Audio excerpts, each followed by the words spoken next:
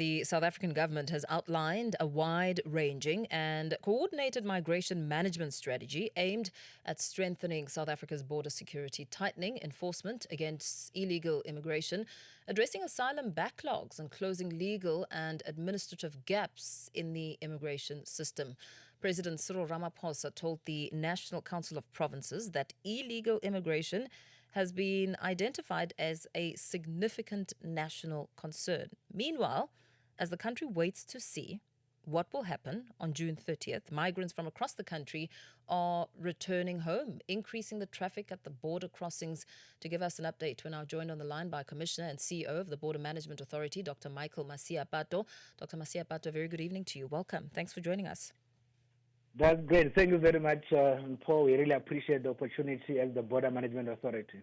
Dr. Masiapato, thank you for your time. I mean, we're approaching the June 30 deadline and already seeing some movement, in fact, an increase in movement at South Africa's borders. Just give us a sense of what pressure the system is currently under and the level of preparedness on your end when it comes to border authorities and what, of course, could be a significant surge. Yeah, so maybe the first thing just to indicate, Mpho, is that this is, of course, an activity that is bringing some bit of traffic at our ports of entry. But, of course, in terms of a comparison, it is not anything near the level of operations that we mainly run, during the festive period, whether in December or in Easter, for instance.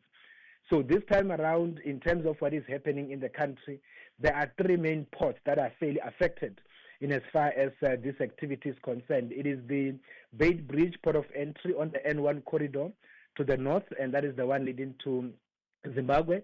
It is the Libombo port of entry in terms of our east corridor leading to Mozambique, and also, OR Tambo International Airport. So on that particular basis, we have identified this particular reality that most of the people that are meant to exit the country, either in the form of repatriation or deportation, are mainly using the three ports. So we have actually increased capacity in those particular spaces, and we are able to process them as soon as they arrive at the port. Yeah, because we know that in less than 2 weeks, the Border Management Authority has processed more than 8,200 repatriated foreign nationals through Beitbridge alone. Just how unprecedented is the scale of movement that you're currently recording and monitoring?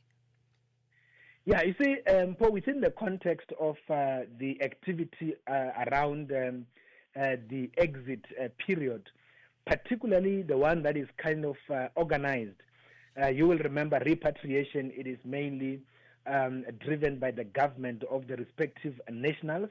And of course, deportation, it is driven by the Department of Home Affairs, more specifically the Immigration Inspectorate. So on that basis, the two processes are very much intensive processes, and that is why we are more, looking at this in a very concerted manner, primarily because of the kind of activities that we need to do. For instance, all of the people, when they arrive at port, we have to be making sure that we have all of their biometric scans. We also have to be working together with members of the South African Police Service to make sure that the people that we are exiting, none of them are required within our law enforcement environment. Either they might have committed crimes or anything like that. And ultimately, most of those people also do not have normal travel documents like passports. They mostly travel with what we call emergency travel certificate. So because of that nature, the level of administration that we do is more intensive, and that is why we have to create a specialized kind of a project to be able to make sure that they are processed accordingly. So we are very much prepared, and we've deployed officials across these three ports in particular to make sure that we process all of these people with no challenges. And as you talk about that, I mean, really, it points to the bigger challenges that you are facing, because I understand that this morning alone, 17 buses were turned away because they lacked the correct emergency travel documentation. And also, there's also been buses arriving without cross-border permits, and in some cases, drivers without passports. These are basic legal requirements.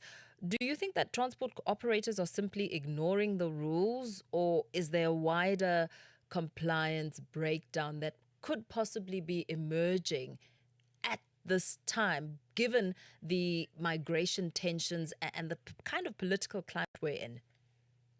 Yeah, so you see, Mpho, on that particular part, that particular aspect that we have demonstrated of the 17 buses, it was a bit of a misunderstanding.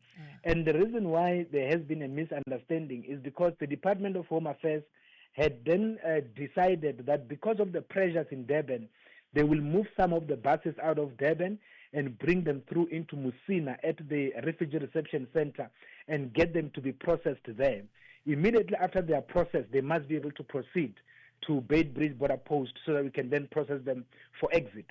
But when they were supposed to go to the processing center within Musina as a town, they actually misunderstood something and they actually came straight to the port. And that is why our team at the Beitbridge border post, they had to then send them back to the processing center to be processed so that they can come back to the port. So that was basically the misunderstanding. Once they did that, everything actually got to be addressed.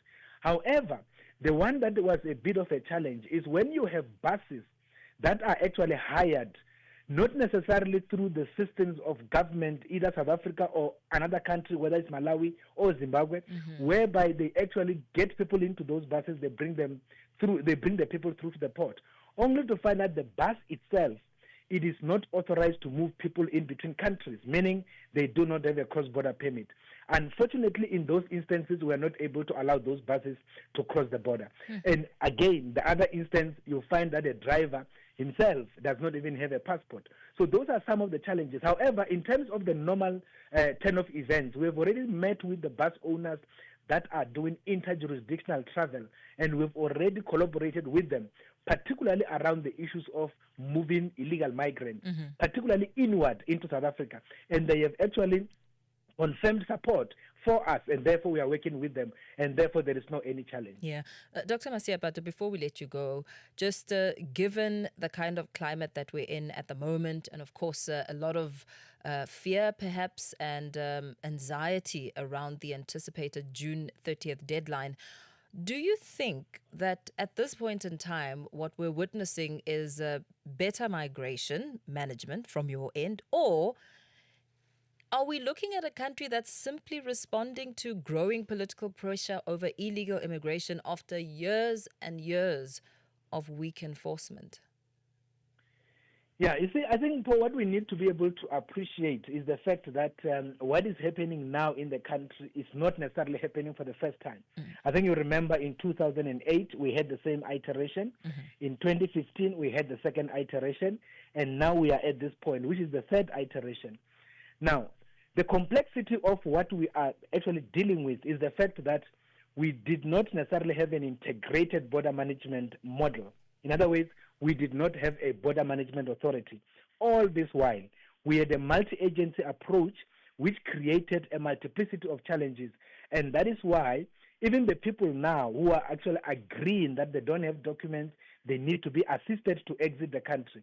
Most of those who have entered the country during those particular times, some of them had been in the country, in South Africa for 9 years, 5 years, and they never exited. And now they are actually exiting. Now, what we now have as a different model is an integrated border management model with the BMA's existence, which we believe we should be able to start dealing with this issue of illegal migration. The president has already confirmed, even on the 7th of June, that indeed the country is now going to then make sure that the Border Management Authority is properly empowered to be able, or capacitated to be able to make sure that we deal with this issue of illegal migration, I suppose, once and for all.